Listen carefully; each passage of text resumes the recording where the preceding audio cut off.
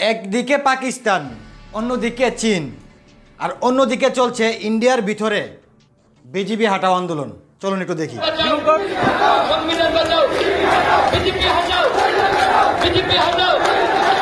শুনলেন তো, একদিকে পাকিস্তানের সাথে যুদ্ধ চলছে, অন্যদিকে চীন দখল করতে চাইছে ইন্ডিয়া, আর অন্যদিকে ইন্ডিয়ার ভিতরে চলছে আন্দোলন মোদি হাঁটাও।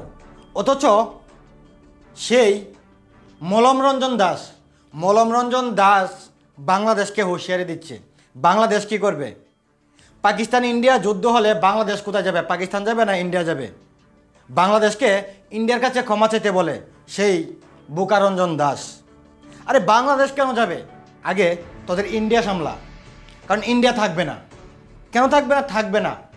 কেন থাকবে না? থাকবে না ওই কারণে, কারণ বিগত অনেক বছর আগেও কিন্তু একবার পাকিস্তানের সাথে যুদ্ধ হয়েছিল ইন্ডিয়ার, সেই কাশ্মীর নিয়ে। আর এখন সোজা বলে দিয়েছে পাকিস্তান কি করবে? কাশ্মীর দখলে নিয়ে নেবে। আর যদি পাকিস্তান দখল করে নেয় কাশ্মীর, অন্যদিকে দেখেন, এই যে দেখেন, কেউ আবার বলবেন না এটা পুরানো ভিডিও, এই ভিডিওটা আপনার 31 এপ্রিলের। এই যে দেখেন, অন্যদিক দিয়ে চীন ঢুকে গেছে ভারতের ভিতরে, নাদাল শহরে। নাদাল শহর দখল করবে চীন। তাহলে একদিক দিয়ে পাকিস্তান দখল করবে কাশ্মীর, অন্য দিক দিয়ে চীন দখল করবে। আর বাংলাদেশ কি তাহলে লেমন জুস খাবে? না, বাংলাদেশ লেমন জুস খাবে না, কারণ বাংলাদেশ তো এটাই চেয়েছে। আমরা কখনো যুদ্ধ চাই না। ডক্টর ইউনূস বলেছে আমরা কখনো যুদ্ধ চাই না, আমরা শান্তিপ্রিয় মানুষ। কিন্তু যদি কেউ আমাদের সাথে লাগতে আসে, আমরা কিন্তু ছেড়ে দেব না। আর এটার একটা প্রমাণ সুন্দর করে আপনাদেরকে দেখাই। এই যে দেখেন, দুদিন আগে কিছু ইন্ডিয়ার বিএসএফ বাংলাদেশে এসেছিল দাদাগিরি দেখানোর জন্য। সেই ইন্ডিয়ার বিএসএফগুলো মনে করেছিল বিগত 17 বছর যেভাবে চলেছে তাদের হাসুয়াপা ছিল বাংলাদেশে, তেরমটাই হবে। কিন্তু না, এখন হাসুয়াপা নেই।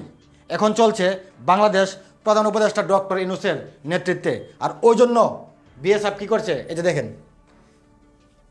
বিএসএফ বাংলাদেশের সেনাবাহিনীর, বর্ডার গার্ড এবং বিজিবির পায়ে ধরে ক্ষমা চেয়েছে। জীবন ভিক্ষা দাও। আমরা জীবন ভিক্ষা দিয়েছি। আমরা বাংলাদেশের মানুষের কলিজাটা অনেক বড়, মনটা অনেক বড়, তাই আমরা জীবন ভিক্ষা দিয়েছি। আর তারপরেও মলমরঞ্জন দাস, না জানি কুকুররঞ্জন দাস, সে প্রতিনিয়ত বাংলাদেশকে উস্কানিমূলক কথা বলছে। সে বলছে বাংলাদেশ নাকি বয়ে কাঁপছে। আরে বাংলাদেশ কেন কাঁপবে?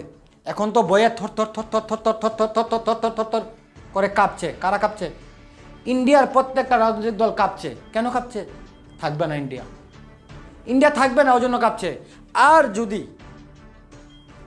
ইন্ডিয়া কাশ্মীর দখল করে নেয় পাকিস্তান, চীন দখল করে নেবে কি নাদাল শহর, আর অন্যদিক দিয়ে বাংলাদেশ কী করবে দেখেন তো।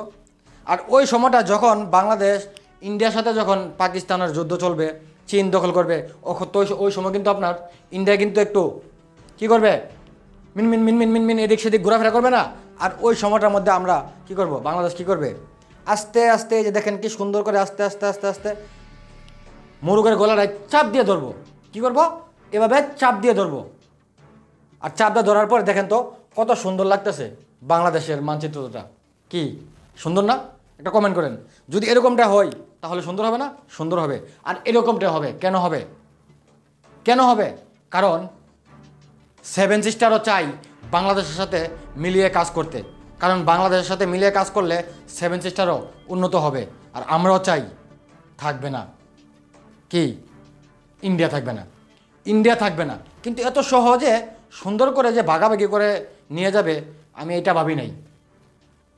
এখন কি হচ্ছে? এখন ইন্ডিয়া বয়ে থর থর থর থর থর থর থর থর থর করে কাঁপছে। কিন্তু তারপরেও ইন্ডিয়ার প্রত্যেকটা রাজনৈতিক দল থর থর থর থর করে কাঁপছে। তারপরও কিছু মলম বিক্রেতা মিডিয়াগুলো প্রতিনিয়ত গুজব ছড়াচ্ছে। এই যে দেখেন আপনার এই इंडिया की पता सुनी चलो कि हम खाना पीना मतलब सुबह से लेकर शाम तक भूखे रहते, फिर रात को कभी इधर गांव वाले जो इधर से बंदे आते, कभी कभी वो बेचारे खाना ले आते हमारे लिए। सुनছেন? वो बोलते हैं हम जवानों के लिए कितना प्यार है उनको, हमको কি বললো तो अच्छा लग रहा है। पर খাবার পাচ্ছে না।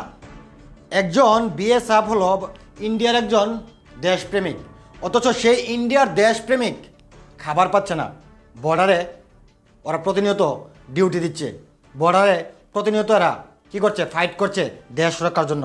আর সেই বিএসএফের মুখে বুকে খানা নেই, খাবার নেই, খাবার পাচ্ছে না, অথচ তারপরেও ইন্ডিয়ার সাধারণ নাগরিকরা চুপ করে বসে আছে। আরে এখনও সময় আছে, বিজিবি হাঁটাও, ইন্ডিয়া বাঁচাও, বিজিবি হাঁটাও, ইন্ডিয়া বাঁচাও, আর না হয়তো থাকবে না ইন্ডিয়া। এখনও সময় আছে, ইন্ডিয়া বাঁচাতে গেলে বিজিবি হাঁটাও, মোদি হাঁটাও, তাহলে হয়তো ইন্ডিয়া